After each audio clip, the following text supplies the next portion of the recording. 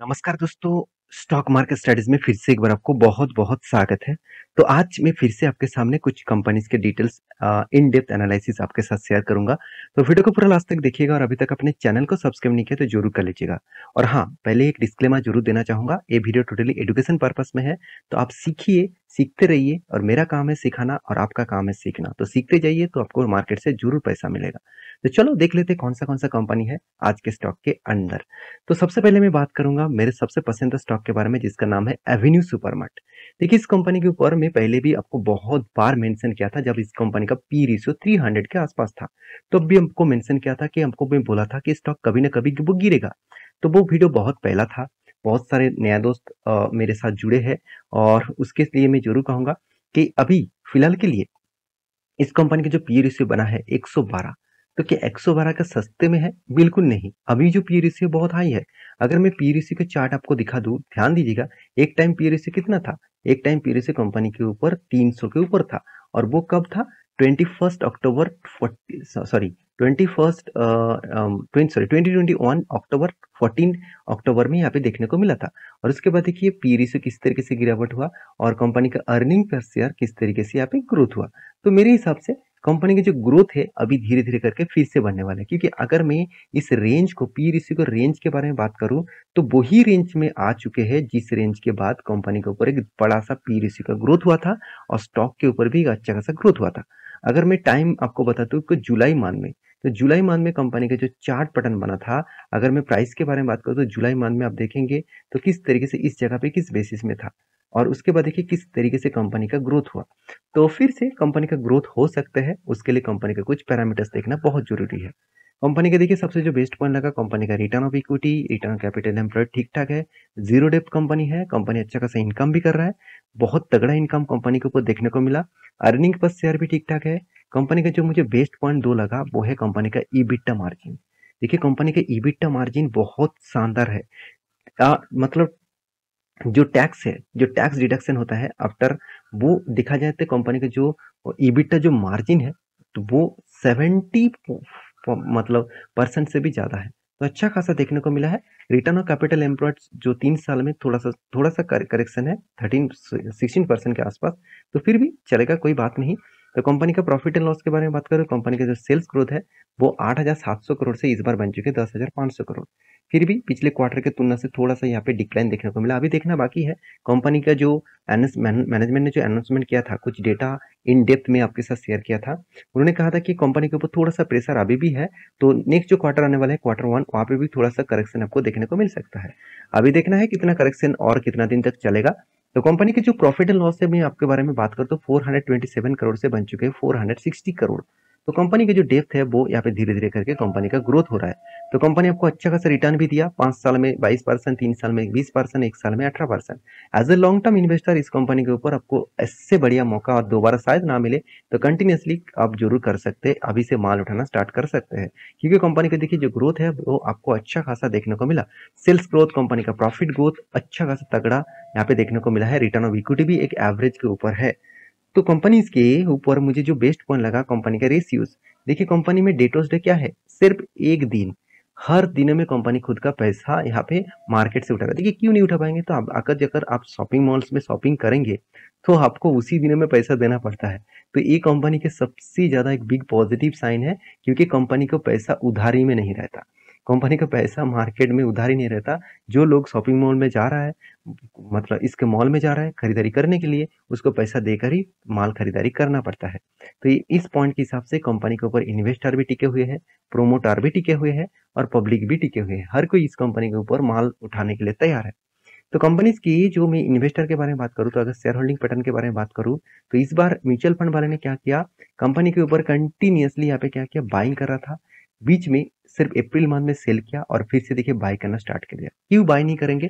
Company का जो chart pattern बन रहा है वो मैं आपको पहले भी मेंशन किया था कि यहाँ पे जो पैटर्न बना था, यहाँ पे जो पैटर्न बना था, एक काफ एंड हैंडल जैसे पैटर्न बना था, काफ एंड हैंडल जैसे। तो मैं आपको यहाँ पे बोला था कि इस लेवल को ब्रेकआउट होने के बाद एक एंटी लेवल मिलेगा और नेक्स्ट जो आपको टारगेट रहेगा 4185 के आसपास। ऑलमोस्ट कंपनी 4150 रुपीज का टारगेट दे चुके हैं। देखिए मैं जो टारगेट आपको बोल रहा हूँ इसका मतलब ये नहीं कि वही रेंज तक ही जाएगा। थोड़ा-सा उससे पहले भी करेक्शन होना स्टार्ट हो सकता है। क्योंकि देखिए, बहुत सारे लोग क्या करते हैं, जब एंट्री किसी जगह पे लेते हैं, जब प्रॉफिट के आस-पास होते हैं, उससे पहले ही वो माल बेचना स्टार्ट कर देते हैं। तो ज़्यादा लोग अगर माल बेचना स्टार्ट कर देंगे, तो स्टॉक के ऊपर गिरावट होगा। तो अभी देखना है कि इस रेंज को वो ब्रेक करता है। अगर इस फ्लो में ऊपर जाकर इस लेवल में थोड़ा-सा वॉल्यूम क्रिएट करे, तो फिर से एक एंट्री लेवल बन सकता है। फिलहाल के लिए कोई भी एंट्री लेवल मत लीजिएगा। मैं पहले भी आपको एंट्री लेवल बोल चुका था, वो टारगेट ऑलमोस्ट हो चुके हैं, टारगेट के आस-पास है। तो थोड़ा-सा इंतज़ार करिएगा, कोई भी लेवल बनता है तो मैं आपको ज़रूर शेयर करूँगा। इसके ऊपर फ्लो में अगर निकल गया तो एंट्री मत लीजिएगा। थोड़ा-सा करेक्शन करने दीजिए, रिट्रेसमेंट करने दीजिए, उसके बाद अगर कैंडल दिखा, ग्रीन कैंडल हाई वॉल्यूम के साथ, सोचिएगा एक बड़ा सा रैली आपको दिखेगा, क्योंकि जिस तरीके से वॉल्यूम क्रिएट हो रहा है, मेरे हिसाब से एक अच्छा खासा धमाका हो सकता है। फिलहाल के लिए कोई भी एंट्री लेवल नहीं है। नेक्स्ट जो कंपनी है जिसका नाम है आभास फाइनेंशियल लिमिटेड, छोटा सा कंपनी है फाइनेंस इंडस्ट्रीज दुनिया में। तो 10,000 करोड़ के आसपास इसका मार्केट कैप है। कंपनी का जो पॉइंट ऑफ व्यू से मैं आपके बारे में बात करूँ, तो कंपनी का पी रेशियो थोड़ा सा ज्यादा है, उतना ज्यादा नहीं है। कंपनी का रिटर्न ऑफ इक्विटी और रिटर्न ऑफ कैपिटल एम्प्लॉयड अभी भी वीकनेस में है, क्योंकि रिटर्न ऑफ फाइनेंस कंपनी में हमेशा रिटर्न ऑफ इक्विटी में देखता हूँ, तो उस हिसाब से 15% के ऊपर तो और मास्ट भी होना चाहिए। तो यहाँ पे 15% के नीचे है, थोड़ा सा वीकनेस तो देखने को मिल रहा है। फिर भी कंपनी अच्छा खासा प्रॉफिट जनरेट किया। कंपनी का जो क्वार्टरली रिजल्ट है, वहाँ पे कंपनी सेल्स को अच्छा खासा इंक्रीज किया, 350 करोड़ से 450 करोड़। कंपनी एक्सपेंस को भी मेंटेन किया, उसके बाद कंपनी ने प्रॉफिट को भी मेंटेन किया। सब कुछ पॉजिटिव होने के बाद कंपनी का जो ग्रोथ है, वो धीरे धीरे करके ऊपर जा रहा है। मुझे एक पॉइंट और भी अच्छा लगा, कंपनी का एनपीए। देखिए, एक टाइम कंपनी का एनपीए 1.33% के आसपास चला गया था। आज वो एनपीए को कंट्रोल में लेकर कंपनी 0.68% लेके आया। तो एनपीए क्या होते हैं? देखिए, एनपीए मतलब बैंक और फाइनेंशियल कंपनी जितने सारे लोगों को लोन दिया, वो लोन अगर ज़्यादा से ज़्यादा लोन उठा पाए तो एनपीए कम होगा, ज़्यादा से ज़्यादा लोन उठा ना पाए तो वो पैसा जो मार्केट में पड़े रह गए, तो वही पैसा बन जाएगा एनपीए, जो बैंक के लिए एक खतरा है। तो एनपीए कम होगा तो बैंकिंग के लिए, फाइनेंस सेक्टर के लिए पॉजिटिव साइन है। तो रही बात इस कंपनी की, मैं म्यूचुअल फंड वाले के बारे में बात करूं, तो ध्यान दीजिएगा, म्यूचुअल फंड वाले ने इस कंपनी के ऊपर लगातार बाइंग करते जा रहा है, क्योंकि यही तो मौका है, यही तो मौका ढूंढना है। क्योंकि अपकमिंग कुछ ईयर्स में इंडिया का ग्रोथ बहुत तेजी से होने वाला है। निफ्टी हायर लेवल में है, लाइफ टाइम हाई के आसपास है।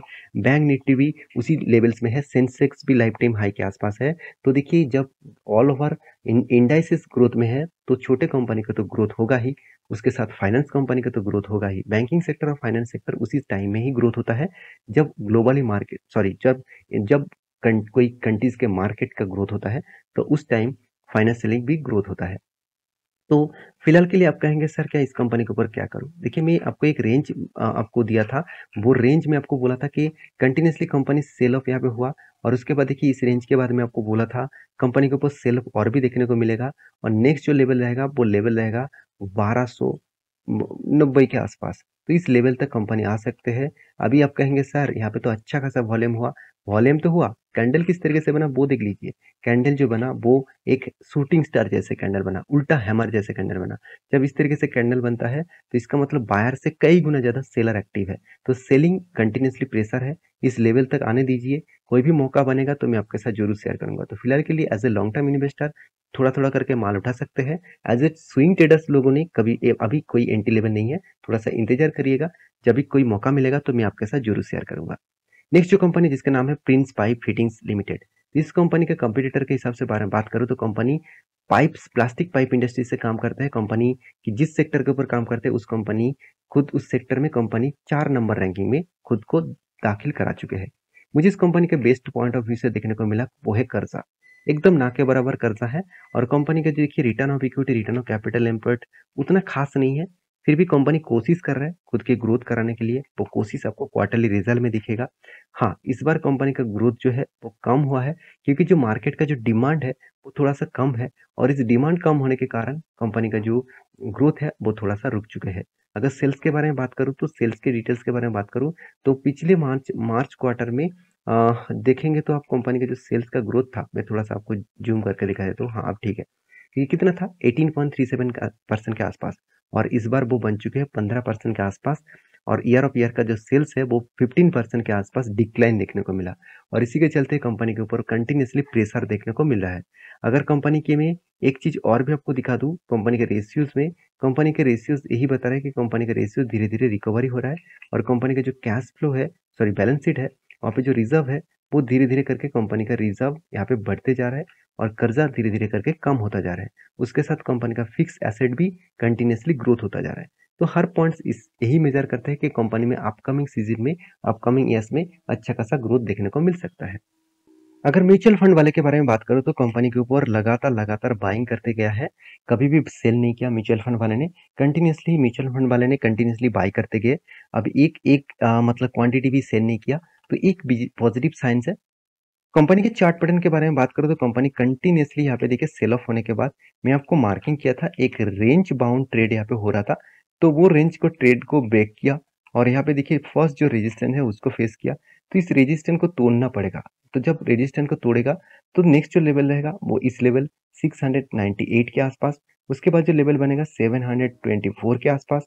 तो ये दो दो लेवल बहुत क्रूशियल लेवल है क्योंकि इस लेवल को टच करने के बाद ही क्रैश हुआ था, इस लेवल को टच करने के बाद ही क्रैश हुआ था। तो अभी फिलहाल के लिए इस कंपनी के ऊपर संभल के काम करिएगा। कंपनी जिस तरीके से यहाँ पे कैंडल क्रिएट कर रहा है, मेरे हिसाब से अभी भी सेलर प्रेशर है। तो फिलहाल के लिए कोई भी एंट्री लेवल नहीं है, थोड़ा-सा इंतज़ार करिएगा। कोई भी एंट्री लेवल बनता है, तो मैं आपके साथ ज़रूर शेयर करूँ। तो कंपनी 2:9 रेशियो का यहाँ पे क्या करने वाले हैं, बोनस इश्यू कर चुके हैं और वो किसके ऊपर, यहाँ पे देख सकते हैं साधना नाइट्रो केमिकल्स लिमिटेड। अगर मैं इस कंपनी के बोनस के बारे में बात करूँ, तो आप देखेंगे तो 19 तारीख को कंपनी आपको क्या करने वाला है, बोनस देने वाला है। तो इसका मतलब आज के दिन आपको कंपनी का बोनस मिल जाएगा। तो सॉरी माफ़ी चाहता हूँ, 19 तारीख नहीं, यहाँ पे कंपनी का बोनस जो है अभी तक अनाउंसमेंट नहीं किया गया है। ये बोनस पिछले बार का था और कंपनी जुलाई मंथ में यहाँ पे बोनस इश्यू किए थे, तो कंपनी फिर से बता रहा है कि जुलाई मंथ के जो क्वार्टरली रिजल्ट आएगा, उसके बाद बोनस इश्यू करेंगे। तो इसके लिए थोड़ा-सा इंतज़ार आपको करना पड़ेगा। तो ये था कुछ कंपनी के डिटेल्स। तो आपको मेरे वीडियो से कुछ सीखने को मिले तो ज़रूर एक लाइक कर देना और ये टोटल वीडियो एजुकेशन पर्पज़ में था। मेरा काम है सिखाना, आपका काम है सीखना। सीखते जाइए, उसी सीखने के बाद ही आपको पैसा मिलेगा मार्केट से। अगर आप सीखेंगे नहीं तो स्टॉक मार्केट को आप जुआ और गैम्बलिंग कह के बाहर हो जाएँगे। तो प्लीज़ सीखते जाइए और दूसरों के साथ शेयर भी करते जाना अगर आपको वीडियो अच्छा लगे तो। मिलेंगे नेक्स्ट वीडियो में, तब तक के लिए अच्छे से रहिए, अपना ख्याल रखिए, बाय बाय।